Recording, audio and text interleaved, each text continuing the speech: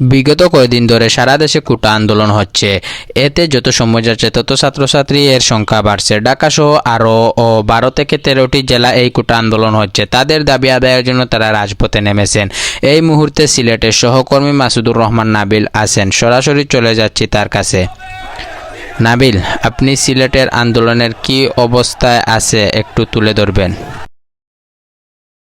ফাহমিদ, সিলেটের যে অবস্থা কিন্তু খুবই স্বাভাবিক অবস্থায় ছিল। বিকাল 3টা অবধি কিন্তু বিকাল 4টার পরে কিন্তু অনেকটা অস্বাভাবিকের দিকে চলে যায় এবং পুলিশ তার সতর্ক অবস্থানে ছিল এবং সিলেটের বন্দর বাজার পয়েন্টে কিন্তু একটি মিছিল আসে। সেই মিছিলে সাধারণ জনতা সহ আরও ছাত্রছাত্রীরা এসেছেন তাদের দাবি আদায়ের জন্য।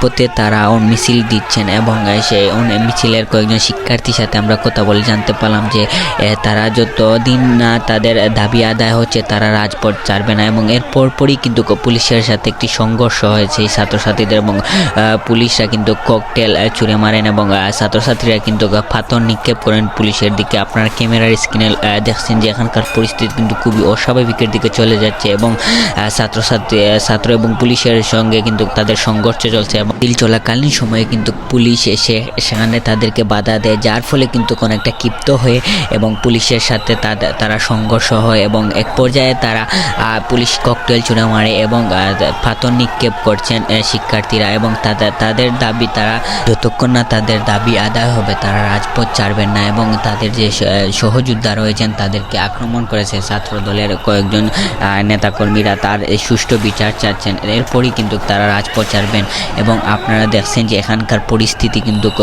প্রায় মারামারির অবস্থায় চলে গেছে। সেখানে কিন্তু ককটেল ছুঁড়ে মারছেন পুলিশ এবং তারা কিন্তু পাথর নিক্ষেপ করছেন। এক পর্যায়ে কিন্তু পুলিশ তাদের উপর যেই ককটেল রয়েছে সেই ককটেল ছুঁড়ে মারে এবং গুলিও ছুঁড়ে মারছে, যার ফলে কিন্তু তারা পালিয়ে যায় এবং তারা লুকিয়েও তাদেরকে পাথর নিক্ষেপ করে এবং পুলিশ তাদেরকে ককটেল ছুঁড়ে মারে এবং তাদের উপর আক্রমণ করার চেষ্টা করে এবং অনেকেই কিন্তু হতাহতের খবর পাওয়া গেছে। এখানকার পরিস্থিতি কিন্তু খুবই জটিল অবস্থায় রয়েছে।